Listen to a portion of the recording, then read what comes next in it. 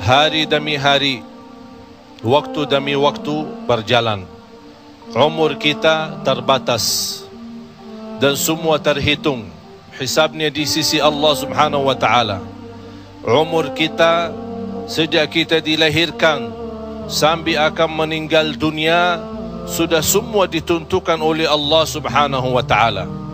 Di antaranya rezeki. Malah rezeki itu salah satu rahasia Allah Subhanahu wa taala, dan Allah Subhanahu wa taala sendiri yang mengaturkan rezeki manusia. Bukan hanya rezeki manusia, bahkan seluruh makhluk Allah di muka bumi. Wa ma min dabbatin fil ardi illa 'ala Allahi rizquha.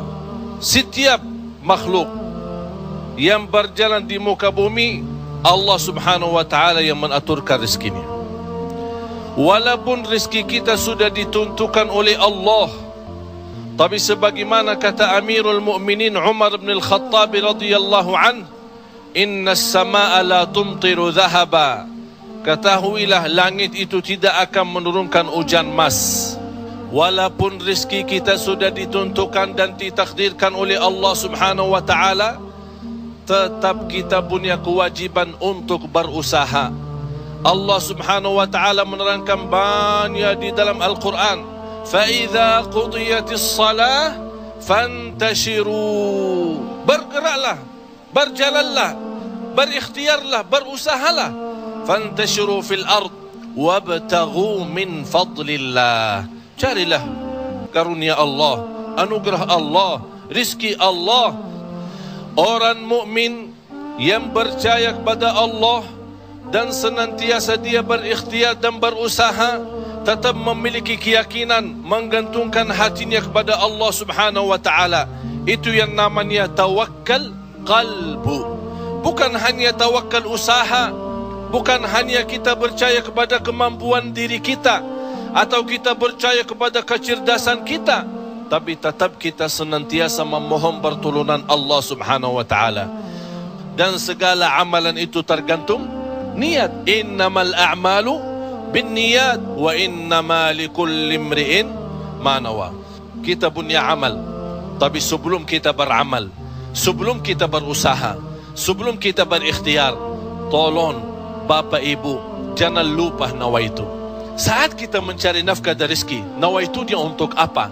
Jadikan rezeki itu adalah jembatan yang membawa kita mendapatkan ridha Allah, jembatan membawa kita masuk surga Allah. Itulah nawaitu. Hal-hal kecil dengan nawaitu bisa menjadi besar di sisi Allah Subhanahu wa taala.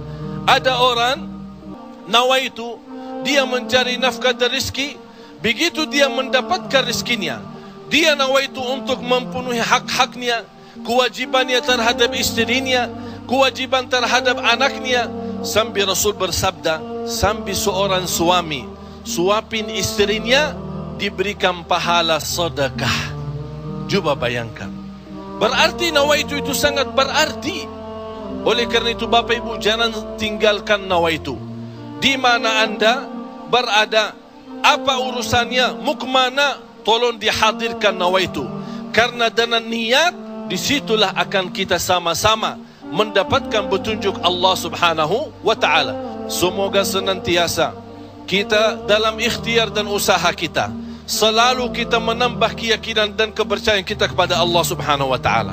Hari ini kita berusaha berikhtiar, menghadapi sedikit kesulitan dan kesusahan, jangan kita berkata, kenapa Allah tidak melancarkan rizki dan usaha saya?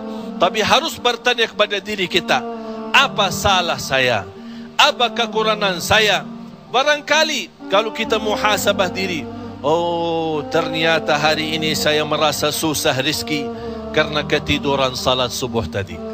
Saya merasa malam ini tidak lancar karena saya lupa baca Al-Quran. Saya hari ini merasa tidak baik karena saya ketinggalan salat malam. Inilah muhasabah diri. Al-Imam Muhammad ibn Sirin pernah dia mencela orang, mencaci maki orang. Itu orang miskin. Orang itu tersinggung. Kata Imam Muhammad ibn Sirin, saya menunggu ucapan saya ini, menunggu akibahnya, menunggu balasannya 40 tahun. Coba bayangkan, hanya satu ucapan dia takutin, dia fikirkan, apalagi perbuatan. Bapak Ibu, berapa banyak perbuatan kita salah, berapa banyak kita melanggar aturan Allah, berapa kali kita menjauhkan diri dari perintah Allah, padahal kita semua hafal. Wa man yattaqillaha yaj'al lahu makhraja. Barang siapa yang takwa kepada Allah, akan Allah jaminkan diberikan jalan keluar dari segala kesusahan, dari segala kesempitan. Berarti kalau kita berdoa, kita berikhtiar, kita berusaha, tapi masih kita menghadapi kesusahan dan kesulitan, pasti ada sesuatu yang tertinggal. Salah satu amalan di samping ikhtiar dan usaha kita adalah zikrullah, terutama istighfar.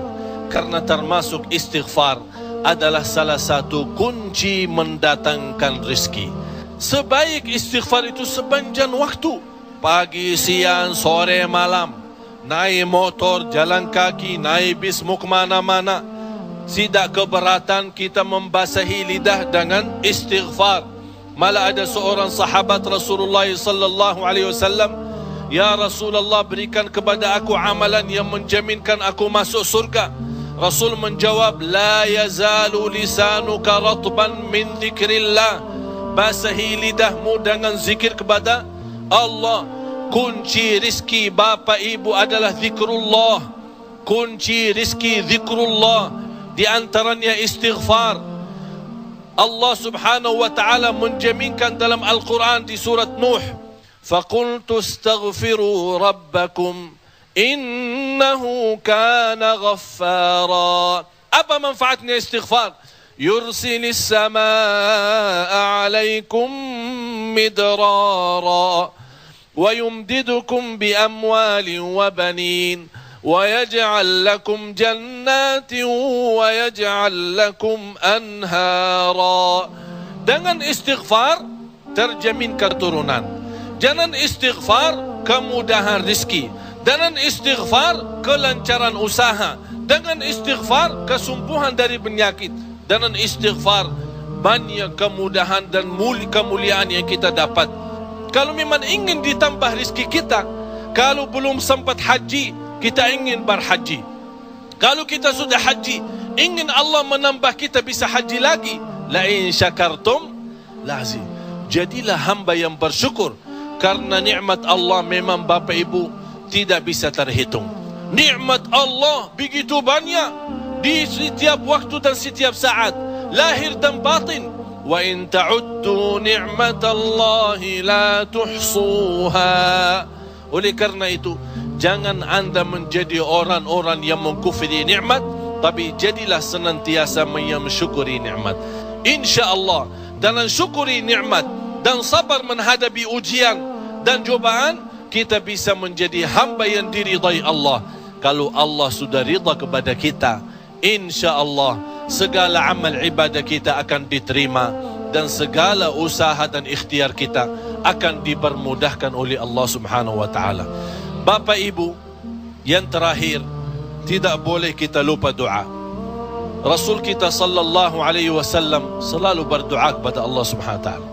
Padahal dia Rasul, terjamin pertolongan Allah. Senjata orang mukmin adalah doa, dan pintu langit bisa dibuka dengan doa, dan doa itu kapan saja dan bisa sampai kepada Allah tanpa waktu dan tanpa batas.